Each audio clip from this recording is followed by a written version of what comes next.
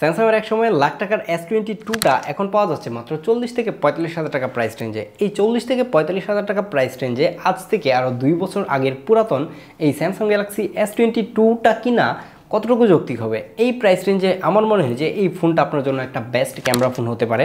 Just এই ফোনটা কিন্তু শুধুমাত্র একটা বেস্ট ক্যামেরা ফোন বললেই ভুল হবে, কারণ এইটাতে যে ডিসপ্লেটা ইউজ করা হয়েছে এই প্রাইস রেঞ্জে এখন পর্যন্ত আপনি এইরকম হাই কোয়ালিটির ডিসপ্লে আর কোনো ফোনেই পাবেন না বললেই চলে।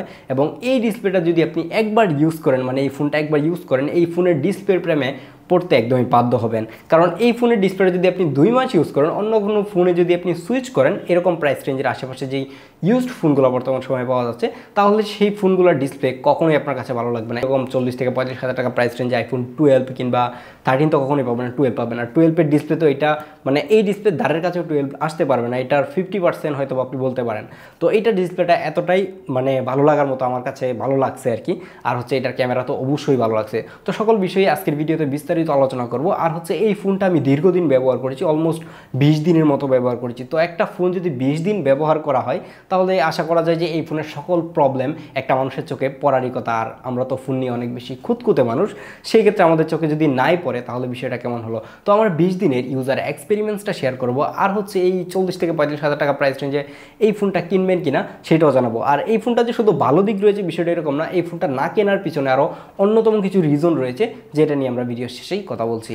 শুরুতেই শুরু করা যাক এই ফোনের প্রিমিয়ামনেস নিয়ে। হ্যাঁ, এই ফোনটা যখন আপনি হাতে নেবেন তখন আপনি বুঝতে পারবেন না আপনার টাকা দিয়ে কিছু একটা কিনে হাতে ধরছেন। কারণ আপনি হয়তো বা এই ফোন কিনলে, মানে এই ফোনটা যারা কিনবে, আমি ম্যাক্সিমামই শিওর দিয়ে বলতে পারি যে ম্যাক্সিমাম মানুষজনই হয়তো বা 15 থেকে 20,000 30,000 টাকার দামের ফোন আগে ইউজ করেছে, তারা এই ধরনের ফ্ল্যাগশিপ ফোন কখনো ইউজ করে না।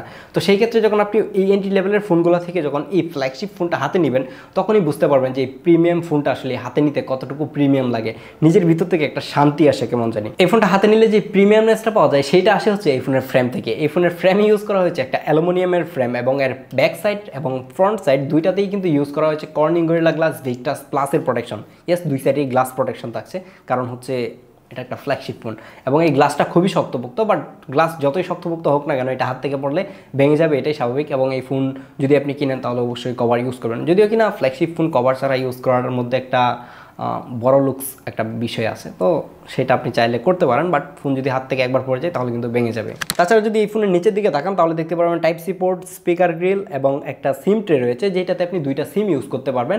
বাট আপনি কোনো প্রকার মেমোরি ইউজ করতে পারবেন না। এবং এই ফোনের চারপাশে কোথাও কিন্তু হেডফোন জ্যাক নাই, তার মানে হচ্ছে এটাতে আপনি ওয়্যারলেস যে হেডফোনগুলো রয়েছে সেগুলো ইউজ করতে পারবেন। তাছাড়া কনভার্টার দিয়ে আপনি চাইলে কেবলের যে ইয়ারফোনগুলো আছে সেগুলো ইউজ করতে পারবেন। আর এই ফোনটার ওয়েট হচ্ছে 168 গ্রাম, যেটা হাতে নিলে অনেক বেশি লাইট ওয়েট মনে হয়। এবং হাতে যদি আপনি লং টাইম ইউজ করেন তখন কোনো প্রকার ওজনের জন্য কোনো প্রকার প্যারা না খেলেও একটা কারণে আপনি প্যারা খাবেন, সেটা হচ্ছে যে এর যে এজগুলো রয়েছে সেটা অনেকটাই শার্প। যদিও কিনা এর ফ্রেমটা একটু রাউন্ড, মানে আইফোনের মতো একদমই ফ্ল্যাট না, বাট এর যে ব্যাক সাইডে রয়েছে সেটা কিন্তু আবার ফ্ল্যাট, যার কারণে হাতে ধরে খুব বেশি একটা কমফোর্টেবল ফিল পাওয়া যায় না, মনে হয় যে হাত কেটে যাচ্ছে, এরকম অনেকটাই শার্প বলতে পারেন। তো সেক্ষেত্রে যদি আপনি একটা ব্যাক পার্ট ইউজ করেন এই প্রবলেমটা সলভ হয়ে যাবে। বাট প্রিমিয়ামনেসের ফিলটা যেটা বলতেছিলাম এতক্ষণ, এটার আপনি পাচ্ছেন না তখন। আর আজকে এই স্যামসাং গ্যালাক্সি S20 ফোনটা আমাদেরকে দিয়ে সাহায্য করার জন্য আইশপ বাংলাদেশকে অসংখ্য ধন্যবাদ। আপনি যদি এই ধরনের ইউজড ফোন কিনতে চান, মানে এই ধরনের আইফোন কিংবা ইউজড স্যামসাং পিক্সেল এই ধরনের ইউজড ফোন কিনতে চান, তাহলে আইশপ বাংলাদেশের সাথে যোগাযোগ করতে পারেন। তাদের সকল কিছু লিঙ্ক থাকবে ডেসক্রিপশন বক্সে। আর যদি আপনি আমাদের রেফারেন্স দেন তাহলে হয়তো বা কিছু টাকা ডিসকাউন্টও পেতে পারেন।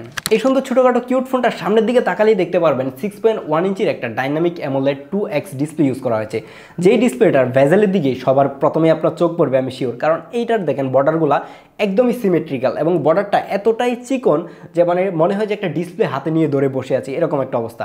এবং এই ডিসপ্লেটাতে ইউজ করা হয়েছে 120 হার্জের রিফ্রেশ রেট, যেটা আবার অ্যাডাপটিভ। মানে হচ্ছে যে আপনি যখন এই ফোনটাকে এরকম মানে রেখে দিবেন, হোম পেজে এনে রেখে দিবেন, তখন কিন্তু এই ফোনটা অটোমেটিকলি 10 হার্জে চলে আসবে, কিংবা 1 হার্জে মেবি আসে না, 10 হার্জেই আসে।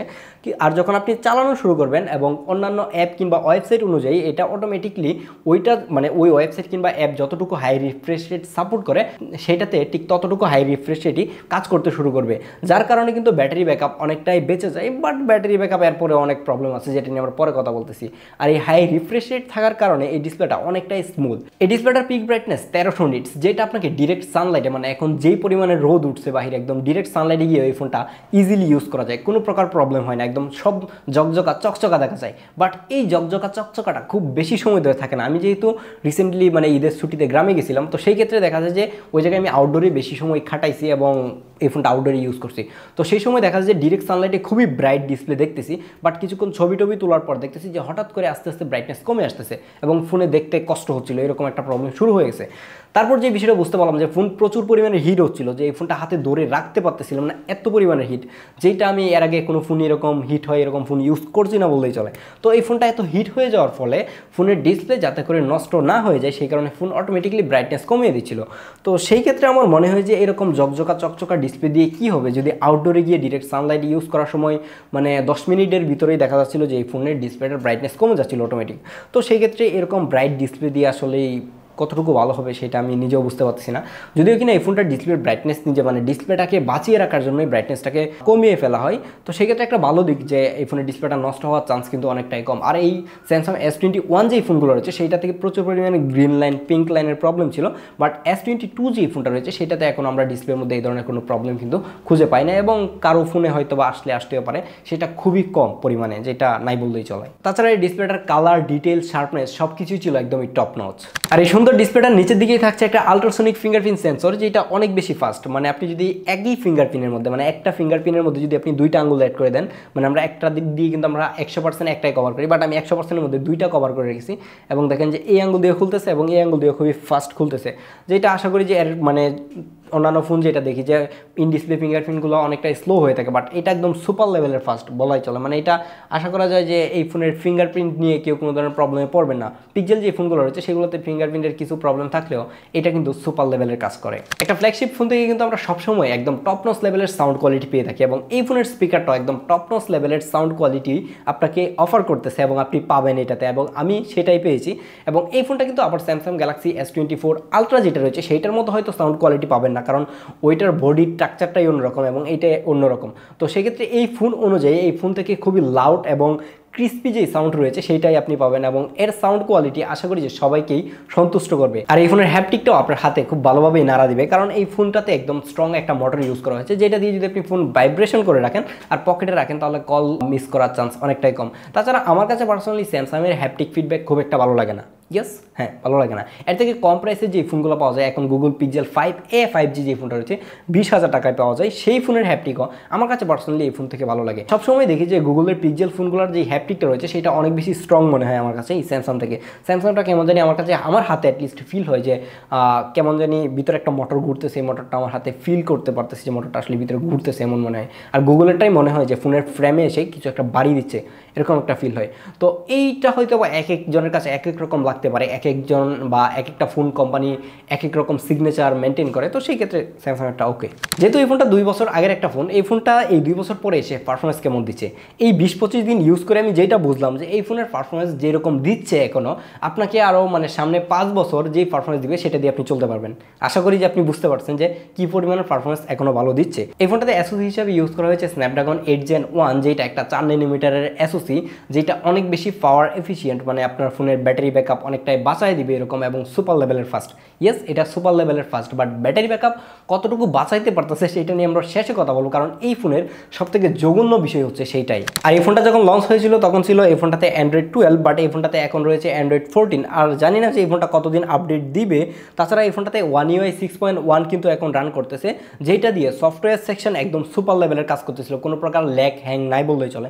বাট ফেসবুক অ্যাপ চালাইতে গিয়ে আমি কিছু প্রবলেম খুঁজে পেয়েছি, যেটা আমি এখনও ক্লিয়ার না যেটা কি One UI এর প্রবলেম নাকি ফেসবুকের প্রবলেম। ফেসবুকে অনেক সময় ভিডিও প্লে করে যদি আমরা হোমে ব্যাক চলে আসি তখন দেখা যায় যে ওই ভিডিও চলতে থাকে, মানে ফেসবুক যখন ক্লিয়ার করে ফেলি তখনও এইটা অডিও বাজতেই থাকে, ফোনের স্ক্রিন যদি অফ করে ফেলি তখনও এই অডিওটা বাজতে থাকে ওই ভিডিওটার।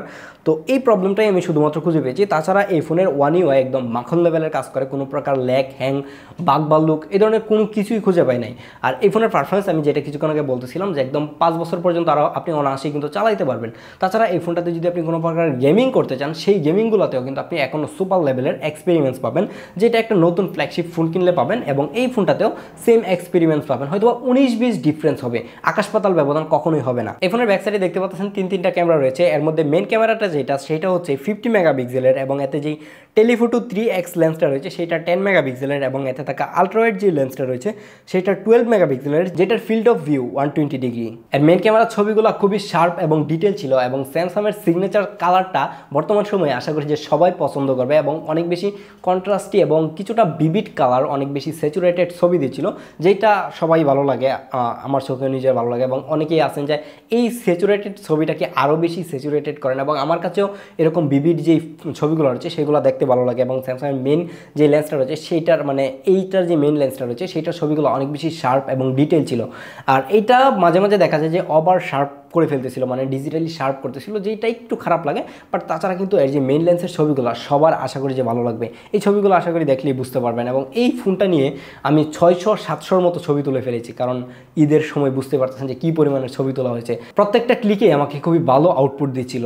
আর এতে থাকা যে 3x টেলিফোটো লেন্সটা রয়েছে সেইটা দিয়ে পোর্ট্রেট নিলে একদম মাখন লেভেলের পোর্ট্রেট আসতেছিল, মনেই হচ্ছিল না যে এটা একটা ফোন দিয়ে ছবি তুলতেছি। বর্তমান সময়ে যেই লেটেস্ট ফোনগুলো রয়েছে মানে S24, S24 আলট্রা, সেইগুলো থেকে খুব বেশি একটা আহামরি ডিস্টেন্স কিন্তু আপনি এই ফোনটাতে পাবেন না, মানে এই ফোনের পোর্ট্রেটে আপনি পাবেন না। হ্যাঁ, আপনি হয়তো এখন বলতে পারেন যে হ্যাঁ কী বলেন আপনি, 2 বছর পুরাতন একটা ফোন 1.5 লাখ টাকার ফোনের সাথে আপনি মাত্র 40,000 টাকার ফোন একসাথে মিলাই দিতেছেন, এটা কোনো কী হলো? হ্যাঁ, আপনি 19-20 মিল পাবেন, হয়তো বা 18-20 মিল পাবেন, খুব বেশি মানে একদম আকাশ পাতাল ব্যবধান হয়ে যাবে এরকম না। 3x যে পোর্ট্রেটগুলো রয়েছে সেগুলো মানে একদম অনেক বেশি ভালো, মানে এটা বলে বোঝানো যাবে না। আপনি ছবিগুলো দেখে আশা করি বুঝতে পারতেছেন।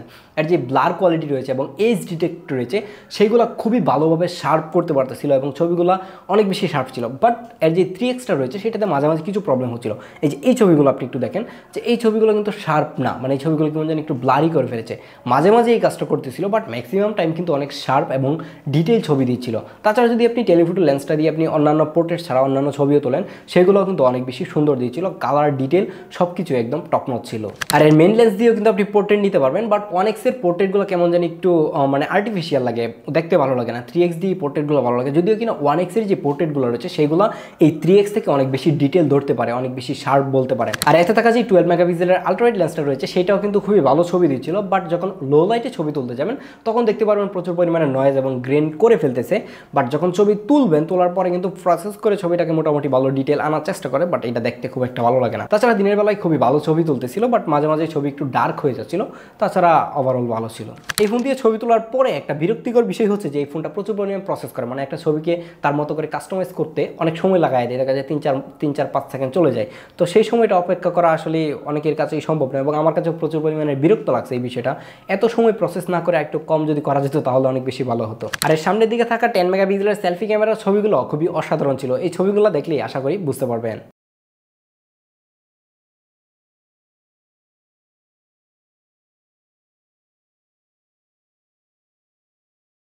আমাদের মাঝে অনেকেই আছেন হয়তো বা 50,000 টাকা প্রাইস রেঞ্জের নিচে একটা ভালো ভিডিও ক্যামেরা ফোন চান, মানে যেটা দিয়ে আপনি আপনার ভিডিও শুরু করতে চান, আপনি ব্লগিং কিংবা আপনি সোশ্যাল মিডিয়াতে ছোটোখাটো ভিডিও দিবেন, রিল করবেন কিংবা টিকটকার হবেন, মানে টিকটক বানাবেন।